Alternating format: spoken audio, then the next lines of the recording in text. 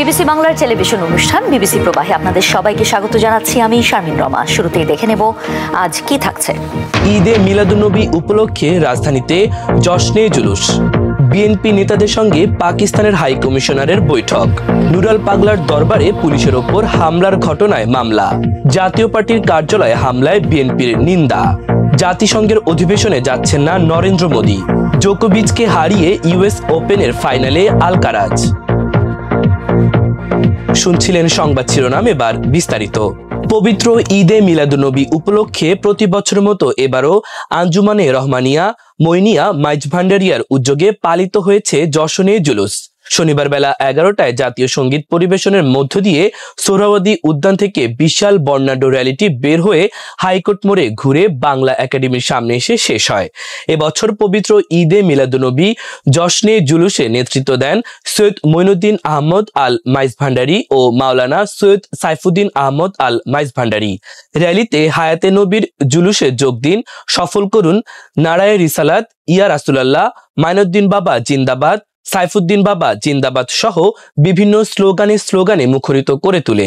জাতীয় কবি কাজী নজরুলের লেখা ত্রিভুবনের প্রিয় মোহাম্মদ এলোরে দুনিয়ায়, আব্দুর রহমান বয়াতির লেখা দে দে পাল তুলে দে মাঝি হেলা করিস না, ছেড়ে দে নৌকা আমি যাব মদিনা সহ রাসূলুল্লাহ সাল্লাল্লাহু আলাইহি ওয়াসাল্লামকে নিয়ে বিভিন্ন ইসলামিক গান গাইতে গাইতে আনন্দমুখর পরিবেশে র্যালি উদযাপন করেন মাইজভান্ডারির ভক্তরা।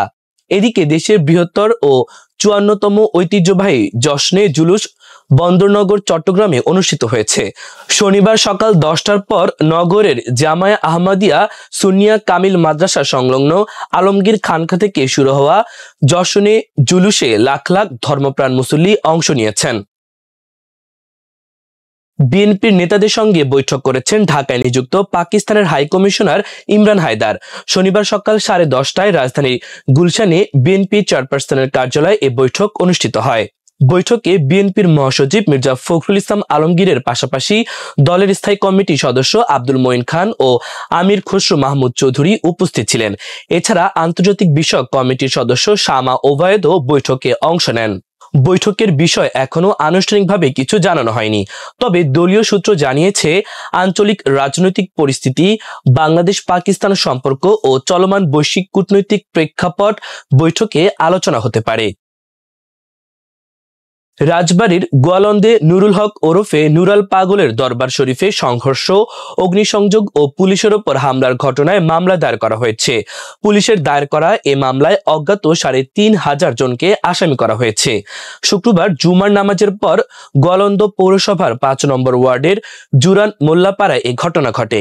বিক্ষোভকারীরা দরবার শরীফে হামলা চালিয়ে ভাঙচুর, অগ্নিসংযোগ ও পুলিশের গাড়িতে ভাঙচুর করে। এ সময় পুলিশের ওপর হামলা হলে অন্তত ৫ পুলিশ সদস্য আহত হন। সংঘর্ষে দরবারের অনুসারী রাসেল মোল্লা নিহত হন এবং অর্ধশতাধিক মানুষ আহত হয়েছেন।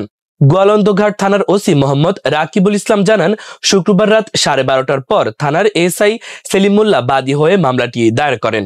তবে এখন পর্যন্ত ভুক্তভোগীর পরিবার থেকে এখনো কোনো মামলা করা হয়নি। গত 23 আগস্ট ঢাকায় চিকিৎসাধীন অবস্থায় মারা যান নুরাল পাগলা। পরে তাকে দরবার প্রাঙ্গণে 12 ফুট উঁচু বেদিতে কবর দেওয়া হয়। কবরটিকে কাবা শরীফের আদলে তৈরি করা হয়। বিষয়টি ঘিরে কয়েকদিন ধরে এলাকায় উত্তেজনা চলছিল। স্থানীয় আলেম ওলামারা কবর নিচু করা ও ইসলামী শরীয়ত অনুযায়ী দাফনের দাবি জানিয়ে আসছিলেন।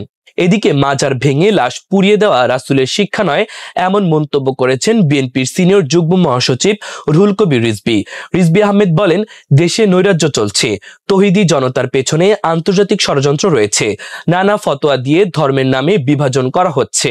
বিএনপির আমলে যেমন শেখ হাসিনা দেশের ভাবমূর্তি নষ্ট করতে চক্রান্ত করেছিলেন, আবারও সেরকম কোনো ষড়যন্ত্র রয়েছে কিনা অন্তর্বর্তীকালীন সরকারকে তা খুঁজে বের করতে হবে। তিনি আরো বলেন, ভেতর থেকে ষড়যন্ত্র করা হচ্ছে। পাকিস্তান আমলেও মাজার আক্রমণ করা বা লাশ পুড়িয়ে দেওয়ার ঘটনা শোনা যায়নি। এখন হঠাৎ করে দেশে এসব নৈরাজ্য কেন বাড়ছে তা নিয়ে প্রশ্ন তোলেন বিএনপির এই সিনিয়র নেতা। জাতীয় পার্টির কাকরাইলের কেন্দ্রীয় কার্যালয়ে হামলা ও ভাঙচুরের ঘটনায় গভীর উদ্বেগ প্রকাশ করে নিন্দা জানিয়েছে বিএনপি। আজ শনিবার বিএনপির এক বিবৃতিতে বলা হয়, জাতীয় পার্টির কার্যালয়ে এহেন হামলা ও অগ্নিসংযোগের ঘটনা জুলাই গণঅভ্যুত্থানের পরে গণতান্ত্রিক রাষ্ট্র ও সমাজ বিনির্মাণে প্রত্যাশা পূরণে জনমনে বিভ্রান্তি ও হতাশা সৃষ্টি করবে। বিএনপির সিনিয়র যুগ্ম মহাসচিব রুহুল কবির রিজভী বিবৃতিতে সই করেছেন। বিবৃতিতে আরো বলা হয়, এটি গণতন্ত্র ও জুলাই চেতনার সঙ্গে সাংঘর্ষিক। ভিন্ন মত থাকতে পারে, কিন্তু শক্তি প্রয়োগের মাধ্যমে মত প্রকাশের স্বাধীনতাকে বাধা দেওয়া স্বৈরাচারী মনোভাবেরই বহিঃপ্রকাশ। একই সঙ্গে প্রকৃত গণতন্ত্রে বহুদলের অস্তিত্ব অনিবার্য। কোনো রাজনৈতিক দলের সাংগঠনিক তৎপরতা অব্যাহত থাকবে কিনা বা সেই রাজনৈতিক দলটি টিকে থাকা নির্ভর করে জনগণের ইচ্ছা অনিচ্ছার উপর। এখানে হুমকি, হামলা বা হিংসাত্মক আচরণের ধারা ভয়ভীতি সৃষ্টি করে কোনো রাজনৈতিক দলের কার্যক্রমকে থামিয়ে দেওয়া সার্বজনীন বহুদলীয় গণতান্ত্রিক নীতির সঙ্গে মোটেও সামঞ্জস্যপূর্ণ নয়। বাংলাদেশ জাতীয়তাবাদী দল বিএনপি জাতীয় পার্টির অফিসে হামলার তীব্র নিন্দা ও প্রতিবাদ জানাচ্ছে। জাতিসংঘের সাধারণ পরিষদের অধিবেশনে যোগ দেবে না ভারতের প্রধানমন্ত্রী নরেন্দ্র মোদী। তার পরিবর্তে ভারতের প্রতিনিধিত্ব করবেন দেশটির পররাষ্ট্রমন্ত্রী এস জয়শঙ্কর। আগামী 23 থেকে 29 সেপ্টেম্বর পর্যন্ত অধিবেশনের সাধারণ বিতর্ক হবে। ভারতীয় সংবাদ মাধ্যম এনডিটিভি জানিয়েছে, শুক্রবার বক্তাদের আপডেট তালিকা প্রকাশ করে জাতিসংঘ। এতে দেখা যায়, এবার ভারতের প্রতিনিধিত্ব করবে মন্ত্রীরা। ভারতের হয়ে 27 সেপ্টেম্বর নিউ ইয়র্কে বক্তব্য রাখবেন এস জয়শঙ্কর। এর আগে যে তালিকা প্রকাশ করা হয়েছিল সেখানে লেখা ছিল 26 সেপ্টেম্বর বক্তব্য রাখবেন মোদী। চলতি বছরের ফেব্রুয়ারিতে যুক্তরাষ্ট্রে গিয়েছিলেন মোদী। সেবার মার্কিন প্রেসিডেন্ট ডোনাল্ড ট্রাম্পের সঙ্গে দ্বিপক্ষীয় বৈঠক করেন তিনি। তবে এর কয়েক মাস যেতে না যেতে মোদীর সঙ্গে ট্রাম্পের সম্পর্কের অবনতি ঘটে। রাশিয়ার জ্বালানি কেনায় ক্ষুব্ধ হয়ে ভারতীয় পণ্যে 50% শুল্ক আরোপ করেন ট্রাম্প, যা দুই দেশের উষ্ণ সম্পর্কে ফাটল ধরায়। জাতিসংঘের সাধারণ পরিষদের বক্তাদের তালিকা অবশ্য সবসময় অস্থায়ী হয়, অর্থাৎ যে কোনো সময় এটি পরিবর্তন হওয়ার সম্ভাবনা থাকে। অধিবেশনের শুরুতে বক্তব্য রাখবেন ডোনাল্ড ট্রাম্প। তিনি উপস্থিত বিশ্ব নেতাদের উদ্দেশ্যে কথা বলবেন।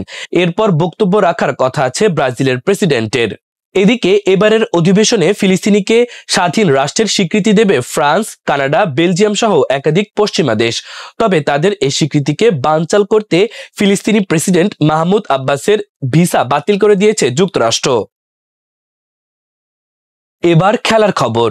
সার্বিয়ান টেনিস তারকা নোভাক জোকোভিচকে সরাসরি স্টেটে হারিয়ে ইউএস ওপেনের ফাইনালে জায়গা করে নিয়েছেন কার্লো আলকারাজ। শুক্রবার বাংলাদেশ সময় দিবাগত রাতে শেষ চারের লড়াইয়ে মাঠে নামে আলকারাজ। জোকোভিচ ম্যাচে 6-4, 7-6 ও 6-2 গেমে জয় তুলে নেন স্প্যানিশ তারকা। ফাইনালের লড়াইয়ে ইয়ানিক সিনারের মুখোমুখি হবেন তিনি। এই জয়ের মধ্য দিয়ে অলিম্পিক ও অস্ট্রেলিয়ান ওপেন জোকোর কাছে হারের প্রতিশোধ নিলেন আলকারাজ। উইম্বলডনের পর এই প্রথম বড় কোনো টুর্নামেন্টে খেললেন জোকোভিচ। শারীরিক সমস্যার সঙ্গে লড়ে চতুর্থ গ্র্যান্ড স্লাম সেমিফাইনালে শক্তি ও ছন্দের সঙ্গে তাল মেলাতে পারেননি তিনি। ইতিহাস রচনা করতে অপেক্ষায় থাকতে হচ্ছে 24টি গ্র্যান্ড স্লাম জেতা নোভাক জোকোভিচের। এদিকে মাত্র 22 বছর বয়সে ওপেন যুগে তৃতীয় সবচেয়ে কম বয়সী খেলোয়াড় হিসেবে 7টি গ্র্যান্ড স্লাম ফাইনালে পৌঁছলেন আলকারাজ। অপরদিকে কানাডিয়ান টেনিস তারকা ফেলিক্স আগার আলিয়াসিমিকে 6-1, 3-6, 6-3, 6-4 সেটে হারিয়ে শিরোপার মঞ্চে উঠেছেন ইতালিয়ান শীর্ষ বাছাই ইয়ানিক সিনার। সোমবার মধ্যরাতে অনুষ্ঠিত হবে আলকারাজ সিনারের মধ্যকার মেগা ফাইনালের লড়াই। ঢাকা বিশ্ববিদ্যালয় কেন্দ্রীয় ছাত্র সংসদ ডাকসু নির্বাচনের সময় যত ঘনিয়ে আসছে, ততই তোড়জোড় বাড়ছে প্রার্থীদের। শিক্ষার্থীদের কাছে পৌঁছাতে দিনরাত ছুটছেন তারা। তবে এই দৌড়ে কিছুটা প্রতিবন্ধকতার সম্মুখীন হতে হচ্ছে নারী প্রার্থীদের। মেয়েদের হলগুলোতে রাত 10টার পর প্রচারণার সুযোগ না থাকায় অনেক শিক্ষার্থীর কাছে পৌঁছানো যাচ্ছে না বলে অভিযোগ করেছেন নারী প্রার্থীরা। নারীদের হলের যে প্রচারণার টাইম, ছেলেদের হলে কিন্তু নির্বাচনী আচরণবিধি লঙ্ঘন করে তারা রাতে 12টা 1টা 2টা পর্যন্ত প্রচারণা করছে, কিন্তু আমাদের মেয়েদের হল কিন্তু 5টা। এই 5টা হলে কিন্তু মেয়েদের হলগুলোতে প্রচারণা করার মতো কোনো সকাল 10টা থেকে রাত 10টা পর্যন্ত প্রচারণা করার টাইম। বেশিরভাগ মেয়ে কিন্তু রাত 9টার আগে হলেই থাকে না, রুমেই থাকে না। তো একসাথে বেশিরভাগ মেয়েকে আমরা কিন্তু রিচ করতে পারছি না। আমরা বারবার প্রশাসনকে বলেছিলাম যে আপনারা প্রচারণার টাইমটা 11টা পর্যন্ত করে দেন, কিন্তু এটার পরও কিন্তু প্রচারণার টাইমটা ওনারা বাড়ায়নি, যার ফলাফল হিসেবে মেয়ে ভোটারদের কাছে রিচ করা সকল প্রার্থীদের জন্য কঠিন হয়ে পড়েছে। আমরা যারা মেয়েরা, আমাদের প্যানেল ভিত্তিক বিভিন্ন প্রচারণা চলছে এবং বিভিন্নভাবে আমরা প্রমোশনের চেষ্টা করছি, প্রমোট করতেছি, কিন্তু আমি যে প্রার্থী হিসাবে ছেলেদের হলে ভিতরে গিয়ে আমি পোস্টার দিব, ছেলেদের সাথে কথা বলবো, তাদেরকে কনভিন্স করার চেষ্টা করব, সেই সুযোগটা কিন্তু আমি পাচ্ছি না। আমি যেটা পাচ্ছি, মেয়েদের হলে যাইতে পারতেছি, মেয়েদেরকে কনভিন্স করার চেষ্টা করতেছি, মেয়েদের সাপোর্ট পাচ্ছি। তো আমি যেটা আশাবাদী সেটা হচ্ছে মেয়েদের ভোট পেয়ে আমি অনেক বেশি আগায় থাকবো। ভোট কেন্দ্রের সংখ্যা কম থাকায় ভোটারের উপস্থিতি কমতে পারে, যার প্রভাব ভোটের মাঠে পড়বে বলেও মনে করছেন নারী প্রার্থীরা। একই সঙ্গে সাইবার বুলিং এর শিকার হলেও প্রতিকার মিলছে না বলেও জানান তারা। আমি কোনো প্রচারণার জন্য কোনো অনলাইন গ্রুপে ঢাবি গ্রুপগুলোতে দিলে সাথে সাথে 20-25 জন একই মানুষ, কিন্তু এই 20-25 জন আমার প্রত্যেকটা পোস্টে ইচ্ছাকৃত ভাবে নেগেটিভ প্রচারণার চেষ্টা করছে, এবং আমার মনে হয় যে এটা একরকমের অনলাইন প্রচারণার বাধা, এবং এই বাধা দেওয়ার কোনো আচরণবিধির মধ্যে এই ধরনের কোনো বিষয় নির্বাচন কমিশন তুলে আনতে পারে নাই। ডাকসুর যে বর্তমানে লেভেল প্লেইং ফিল্ড সেটা একেবারেই নেই, বরং দলীয় সংগঠনগুলোকে সুবিধা করে দেওয়ার জন্যই তারা ভোট কেন্দ্র সংখ্যা বাড়াচ্ছে না। আর মূলত এটা ছাড়া তো আসলে আর কোনো কারণ আমরা দেখছি না, যে একটা কেন্দ্রের মধ্যে 3-4টা করে হল, তো 3-4টা করে হল হলে সকাল 8টা থেকে বিকাল 4টা পর্যন্ত কতটা মানুষ কাজ করতে পারবো? মাত্র 710টা বুথ, সারা ক্যাম্পাস মিলে মাত্র 710টা বুথ রাখা হচ্ছে। তো 710টা বুথের মধ্যে আপনি কিভাবে করে আশা করছেন 40,000 স্টুডেন্ট সকাল 8টা থেকে বিকাল 4টা পর্যন্ত ভোট দিবে? তার তারা পরিকল্পনাই করেছে যাতে বেশিরভাগ স্টুডেন্ট এখানে ভোটই দিতে না পারে, এবং যারা ভোট দিতে আসবে লাইন জ্যামিং এর কারণে বা ত্যক্ত বিরক্ত হয়ে তারা যাতে বাসায় চলে যায়। ভোট চাইতে গেলে শিক্ষার্থীরা বেশ সাড়া দিচ্ছেন, যা তাদের মনোবল বাড়াচ্ছে বলেও মনে করছেন প্রার্থীরা। স্টুডেন্টদের কাছ থেকে আসার চেয়েও বেশি সাড়া পাচ্ছে, কারণ সবাই আসলে এত পজিটিভলি নিচ্ছে, এবং অনেকে দেখা গেছে আমাকে চিনছে ওই আগের আন্দোলনের ইস্যুতে। সবকিছু মিলে আমার স্টুডেন্টদের এই সাপোর্টটা অনেক ভালো লাগছে। মেয়েদের সাথে একদম ফিজিক্যালি যে সামনাসামনি যে কথা বলা আর প্রচারণার মাধ্যমে কথা বলার মধ্যে টোটালি ডিফারেন্ট। কারণ আমি যখন একটা রুমে গেছি তখন তাদের যে একটা ওয়েলকামিং বিষয় যে আমার চোখে পড়ছে, তারা বলে আপু বসেন, এই যে একটা পানি নিয়ে আসে, ফ্যান আগায় দেয়, তারপর একটা বিস্কিট আগায় দেয়, তো তারপর এত সাপোর্টিভ কথা বলে, এত ভালো লাগে। তখন মনে হয় যে না, আমার দাঁড়ানোটা আসলে সার্থক। এদিকে ডাকসু নির্বাচনের প্রচারণার সময় দ্রুত ফুরিয়ে আসছে, যে কারণে প্রতিটি সময় কাজে লাগাচ্ছেন প্রার্থীরা, এমনটি জানিয়েছেন তারা। বাঙালির দুর্গাপূজা মানেই নতুন জামা কাপড়, ঘুরতে যাওয়া, সঙ্গে আড্ডা আর জম্পেশ খাওয়া দাওয়া। মাছে ভাতে বাঙালির পাতে ইলিশ ছাড়া দুর্গাপূজা যেন ভাবাই যায় না। আর ইলিশ বলতেই পদ্মার সুস্বাদু সেই মাছ। প্রতি বছর দুর্গাপূজার আগে বাংলাদেশ থেকে প্রচুর ইলিশ আসতো পশ্চিমবঙ্গে। সাম্প্রতিক বছরগুলোতে অতিরিক্ত দাম আর ঢাকা দিল্লির কূটনৈতিক টানাপোড়েনে সেই পদ্মার ইলিশের যোগান কমে গেছে। এমন প্রেক্ষাপটে ইলিশের চাহিদা মেটাচ্ছে ভারতের প্রধানমন্ত্রী নরেন্দ্র মোদীর রাজ্য গুজরাট। আগের বছরগুলোয় এমন সময়ে কাকদ্বীপ, ডায়মন্ড হারবার, দীঘা, শঙ্করপুর সহ বিভিন্ন জায়গা থেকে ইলিশ ভর্তি লরি ট্রাক আসতো হাওড়া, পাতিপুকুর, বারাসাতের পাইকারি বাজারে। তবে এবারের চিত্রটা ভিন্ন। ওইসব জায়গায় মাছের উৎপাদন কম হওয়ায় সেভাবে আর আসছে না ইলিশের গাড়ি। তার বদলে ইলিশ মাছ সরাসরি আসছে গুজরাটের ভারুচ থেকে। গুজরাটে ইলিশ আসছে প্রচুর, দামটা কম, হচ্ছে খাওয়া তো টেস্ট আছে, তবে বাংলাদেশেরটা যেমনি বেশি টেস্ট, একটু কম টেস্ট, কিন্তু কম দাম বিক্রি হচ্ছে প্রচুর। 800-900 টাকা দাম ডিম আলা, ডিম ভর্তি। আর ছোটো মাছ আসছে 400, 500, 600, 700, 800 এরকম দামে বিক্রি হচ্ছে। हमें कलकत्ता सिटी में हावड़ा में आते हैं, 3 दिन लगता है हमको पहुंचने में। चौथे दिन मंडी में गाड़ी देता है। अच्छा, पूरा एसी वाला गाड़ी रहता है हमारा। ये कलकत्ता में मच्छी का बहुत डिमांड है। हमारा पूरा गाड़ी इधर ही चलता है और ये लॉजिस्टिक का गाड़ी है ये इधर ही चलता है 100 गाड़ी है हमारे सेट के पास। কলকাতা ফিশ ইম্পোর্টার্স অ্যাসোসিয়েশনের পক্ষ থেকে গত জুলাই মাসে বাংলাদেশের অন্তর্বর্তী সরকারের কাছে এবারও ইলিশ মাছ পাঠানোর অনুরোধ জানায়। যেহেতু বাংলাদেশে এবারে ইলিশের উৎপাদন কম, তাই পশ্চিমবঙ্গে মাছ পাঠানোর বিষয়টি নিশ্চিত নয়। টোটাল এই গুজরাতের মাছ বাদ দিলে আমাদের কিন্তু মাছের ল্যান্ডিং শূন্য। বাংলাদেশ এখনো কোনো খবর নেই, ডায়মন্ড, দীঘা টোটালি শূন্য। তাহলে এই মাছ কিন্তু এবার আমাদের জানটা বাঁচিয়ে দিল। ফ্লাডেড বাজারে কিন্তু পুরো সয়লাভ চলে এসছে। দামটা যেহেতু গুজরাতের মাছের ডিম বেশি হয়, তাহলে ছোট মাছ যেটা ডিমওয়ালা আছে সেটা হচ্ছে লাইক 300-400 টাকা, বড় মাছটা ডিমওয়ালা হচ্ছে 600-700 টাকা, আর উইথাউট ডিম যেটা আছে বড় মাছ 800-900-1000। তো অকশানে বিক্রি হয়, মানে ফিক্স তো আমাদের কোনো রেট নেই। ধরুন আজকে বেশি মাছ ঢুকে তো পরিমাণে রেট কমে যাবে, আগামীকালকে কম আছে তো একটু বেড়ে যাবে তুলনামূলক। তো এইরকম আমাদের কিন্তু ইলিশ মাছের রেটগুলো হয়।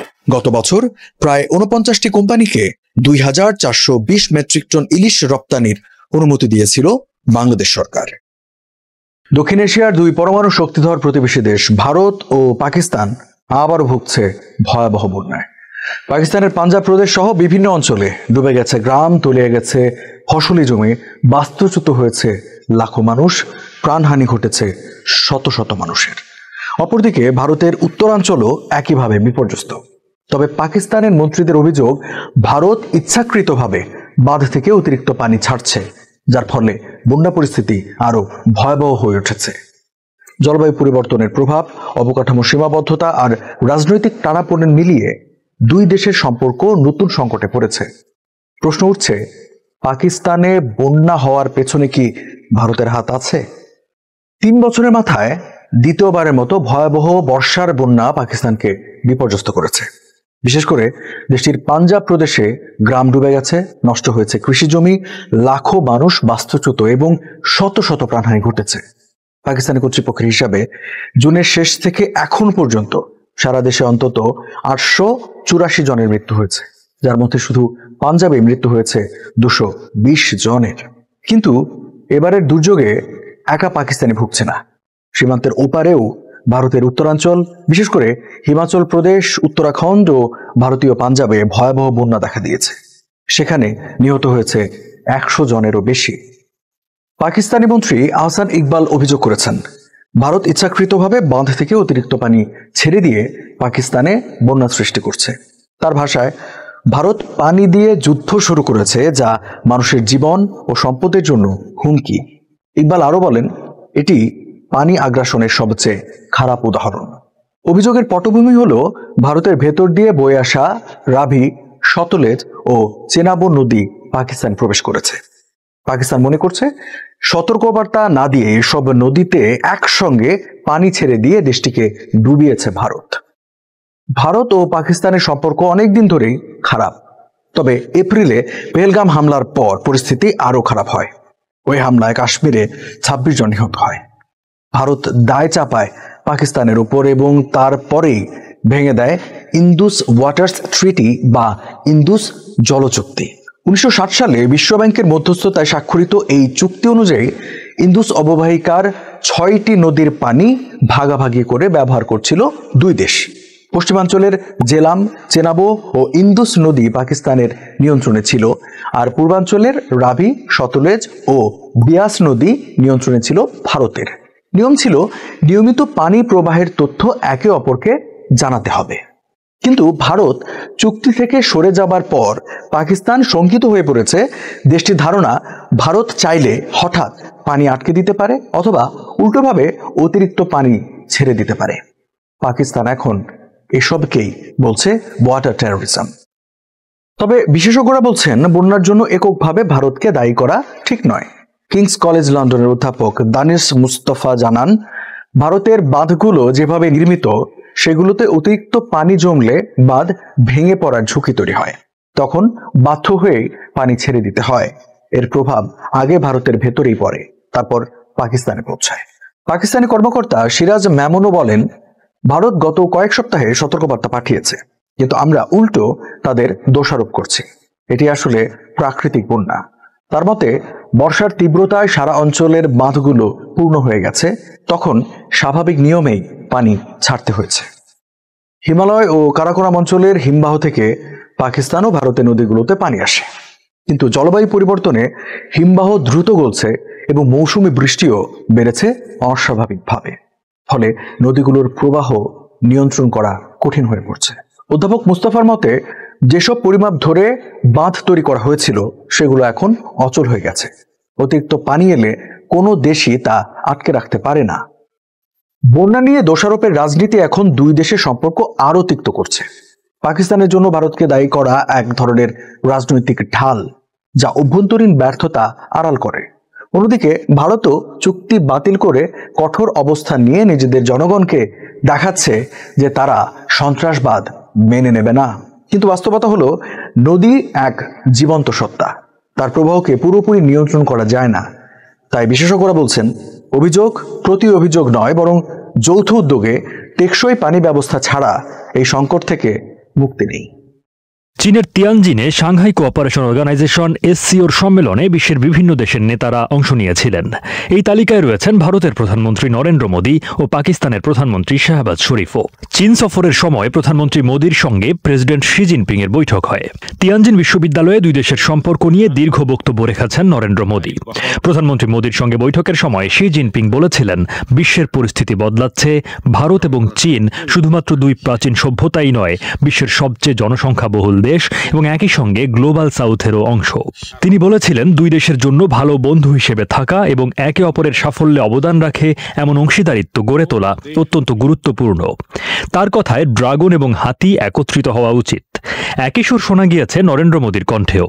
তিনি বলেছেন, দুই দেশের সহযোগিতার সঙ্গে 280 কোটি মানুষের স্বার্থ জড়িয়ে রয়েছে। চীনের সঙ্গে সম্পর্ক আরও উন্নত করতে ভারত বদ্ধপরিকর।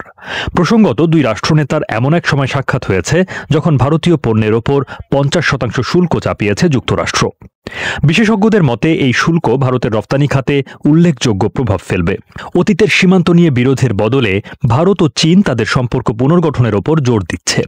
ইন্টারন্যাশনাল মনিটারি ফান্ড IMF বা আন্তর্জাতিক মুদ্রা তহবিলের তথ্য অনুযায়ী ভারত $5 ট্রিলিয়ন শেয়ার বাজার নিয়ে বিশ্বের তৃতীয় বৃহত্তম অর্থনৈতিক শক্তি হওয়ার পথে এগোচ্ছে। অন্যদিকে চীন বিশ্বের দ্বিতীয় বৃহত্তম অর্থনৈতিক শক্তি। বেইজিং ভিত্তিক ওয়েইজওয়া অ্যাডভাইজারির প্রধান নির্বাহী চি আন লিউ বলেন, চীন ও আমেরিকার সম্পর্ককে বিশ্ব অনেকটাই গুরুত্ব দিয়েছে। এইবার বিশ্বের দ্বিতীয় ও তৃতীয় বৃহত্তম অর্থনীতি কিভাবে একসঙ্গে কাজ করতে পারে সেটা দেখার সময় এসেছে। তবে ভারত ও চীনের মধ্যে দীর্ঘদিনের অমীমাংসিত সীমান্ত বিরোধ থাকার কারণে দুই দেশের মধ্যে বন্ধুত্বপূর্ণ সম্পর্ক গড়ে তোলার পথে একটা বড় চ্যালেঞ্জ বলেই মনে করেন বিশেষজ্ঞরা। এছাড়াও ভারত ও চীনের মধ্যে একাধিক ইস্যু রয়েছে। এর মধ্যে ভারতে বসবাসকারী বৌদ্ধ ধর্মীয় নেতা দালাই লামা ও ব্রহ্মপুত্র নিয়েও দুই দেশের মধ্যে বিরোধ রয়েছে। ব্রহ্মপুত্র নদের ওপর বিশ্বের বৃহত্তম জলবিদ্যুৎ প্রকল্প নির্মাণ করতে চলেছে চীন। ভারত এতে খুশি নয়। অন্যদিকে পাকিস্তান, বাংলাদেশ, শ্রীলঙ্কা ও আফগানিস্তানের বড় বাণিজ্যিক অংশীদার হয়ে উঠেছে চীন। রাশিয়ার প্রেসিডেন্ট ভ্লাদিমির পুতিন সহ বিশ্বের বিভিন্ন দেশের নেতা SCO বৈঠকে উপস্থিত ছিলেন। কিন্তু এত কিছুর পরও ভারত ও পাকিস্তানের সামাজিক মাধ্যমে এই নিয়ে তুমুল আলোচনা হচ্ছে যে ওই দুই দেশের মধ্যে কে চীনের কাছে বেশি গুরুত্ব পেয়েছে। এদিকে তিয়ানজিন বিশ্ববিদ্যালয়ে গত রোববার প্রধানমন্ত্রী শাহবাজ শরীফ বলেন, বর্তমানে বিশ্বে অনেক পরিবর্তন ঘটছে। পাকিস্তান ও চীনের বন্ধুত্ব পারস্পরিক বিশ্বাস, শ্রদ্ধা এবং প্রকৃত ভালোবাসার উপর ভিত্তি করে প্রতিষ্ঠিত। আমাদের বন্ধুত্ব সময়ের পরীক্ষায় উত্তীর্ণ হয়েছে। পাকিস্তান ও চীন সমস্ত কঠিন সময়ে একে অপরকে সমর্থন করেছে। তিনি আরও বলেন, মুসলিম বিশ্বে পাকিস্তানি প্রথম দেশ যারা চীনকে স্বীকৃতি দিয়েছিল।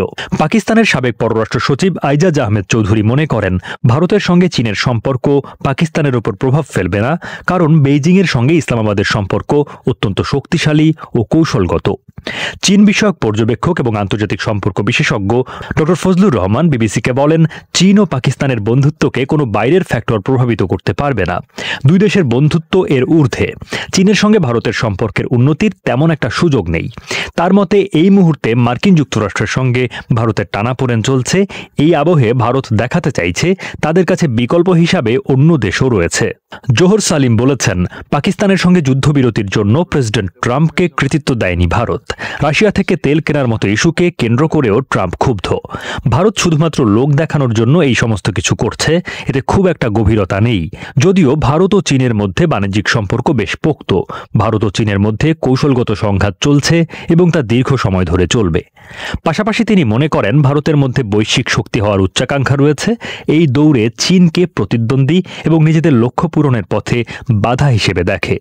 অন্যদিকে পাকিস্তান ও চীনের স্বার্থ একই, তবে অবশ্যই চীনের সঙ্গে ভারতের সম্পর্ক পাকিস্তানের উপর ইতিবাচক প্রভাব ফেলতে পারে, কারণ চীন এই অঞ্চলে স্থিতিশীলতা ও শান্তি দেখতে চায়। নেপাল সরকার ঘোষণা দিয়েছে দেশে ফেসবুক, ইউটিউব, এক্স সহ জনপ্রিয় সামাজিক যোগাযোগ মাধ্যমগুলো বন্ধ করে দেওয়া হবে, কারণ স্থানীয়ভাবে নিবন্ধনের সরকারি শর্ত মানেনি এসব প্ল্যাটফর্ম। 4 সেপ্টেম্বর নেপালের তথ্য ও যোগাযোগ মন্ত্রণালয়ের পক্ষ থেকে জানানো হয়, যেসব সামাজিক যোগাযোগ মাধ্যম নিবন্ধন করবে না সেগুলো ধীরে ধীরে বন্ধ করে দেওয়া হবে। মন্ত্রণালয়ের মুখপাত্র গজেন্দ্র কুমার ঠাকুর এএফপিকে বলেন, নিবন্ধন না করা প্ল্যাটফর্ম আজ থেকেই নিষ্ক্রিয় করা হবে। এই উদ্যোগ অনলাইনে ঘৃণা, গুজব ও সাইবার অপরাধ নিয়ন্ত্রণের অংশ। প্রতিটি সামাজিক যোগাযোগ মাধ্যমকে মন্ত্রণালয়ের নিবন্ধন, স্থানীয় যোগাযোগ ঠিকানা, অভিযোগ নিষ্পত্তি কর্মকর্তা এবং নিয়ন্ত্রণের দায়িত্বে একজন প্রতিনিধি নিয়োগ করতে বলেছিল নেপাল কর্তৃপক্ষ। 3 সেপ্টেম্বর ছিল এর শেষ সময়সীমা। যদিও টিকটক ও ভাইবার সহ মাত্র 5টি প্রতিষ্ঠান ইতোমধ্যে নিবন্ধন সম্পন্ন করেছে, আরো 2টি প্রক্রিয়াধীন রয়েছে। তবে সময়সীমার মধ্যেও ফেসবুকের মূল প্রতিষ্ঠান মেটা, ইউটিউবের মালিক অ্যালফাবেট, এক্স, রেডিট ও লিঙ্কডইন কোনো পদক্ষেপ নেয়নি। ডিজিটাল রাইটস নেপালের সভাপতি ভোলানাথ ধুঙ্গানা বলেন, হঠাৎ করে এমন সিদ্ধান্ত নেওয়া জনগণের মৌলিক অধিকারে আঘাত আনে। তার মতে, সামাজিক যোগাযোগ মাধ্যম নিয়ন্ত্রণ করা ভুল নয়, তবে এর জন্য আইনি কাঠামো আগে তৈরি করতে হবে। হঠাৎ বন্ধ করে দেওয়া এক ধরনের নিয়ন্ত্রণমূলক পদক্ষেপ। নেপাল এর আগেও অনলাইন প্ল্যাটফর্ম নিষিদ্ধ করেছিল। চলতি বছরের জুলাইয়ে প্রতারণা ও অর্থ পাচারের অজুহাতে বন্ধ করা হয়েছিল টেলিগ্রাম অ্যাপ। আবার গত বছর টিকটক নিষিদ্ধ ছিল 9 মাসের জন্য। পরবর্তীতে প্ল্যাটফর্মটি নেপালের শর্ত মেনে নেওয়ার পর নিষেধাজ্ঞা প্রত্যাহার করা হয়। বিশ্বজুড়ে সামাজিক যোগাযোগ মাধ্যম ও বড় প্রযুক্তি প্রতিষ্ঠানের উপর নজরদারি কড়াকড়ি হচ্ছে। যুক্তরাষ্ট্র, ইউরোপীয় ইউনিয়ন, ব্রাজিল, অস্ট্রেলিয়া এবং ভারত ইতোমধ্যেই ভুয়া তথ্য, গোপনীয়তা ও নিরাপত্তা নিয়ে কঠোর আইন করেছে। আর চীন তো কড়াকড়ি সেন্সরশিপ চালু করেছে বহু আগেই। নেপালের সিদ্ধান্তও সেই ধারার অংশ। তবে সমালোচকরা বলছেন, কোন রকম জানান না দিয়ে হঠাৎ পদক্ষেপ নেওয়া গণতন্ত্রের মৌলিক স্বাধীনতাকে সংকুচিত করছে।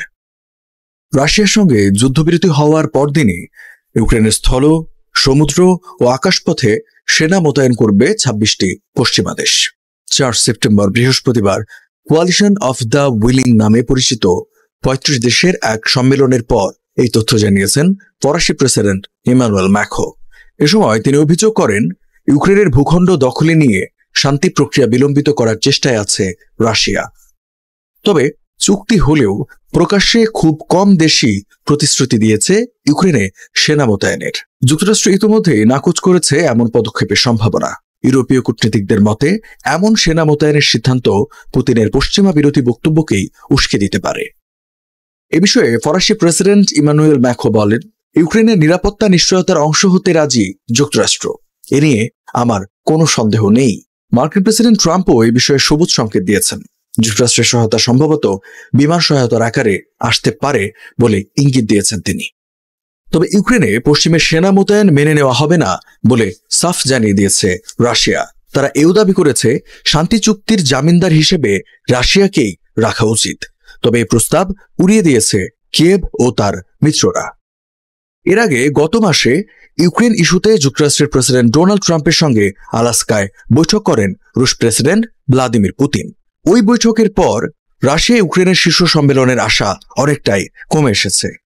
এদিকে রাশিয়ার তেল কেনা অব্যাহত রাখায় ডোনাল্ড ট্রাম্প ইইউ দেশগুলোর কড়া সমালোচনা করেছেন বলে জানিয়েছেন ইউক্রেনের president Volodymyr Zelensky. White house জানিয়েছে, জ্বালানি ক্রয়ের মাধ্যমে ইউরোপ 1 বছরে রাশিয়াকে 1.1 বিলিয়ন ইউরো দিয়েছে। যদিও 27 সদস্যের ইউরোপীয় ইউনিয়ন 2027 সালের শেষ নাগাদ রাশিয়া থেকে তেল ও গ্যাস আমদানি বন্ধ করার লক্ষ্য নির্ধারণ করেছে। সবাইকে শুভকামনা জানিয়ে আমি শারমিন রমা এখানেই বিদায় নিচ্ছি। ভালো থাকবেন।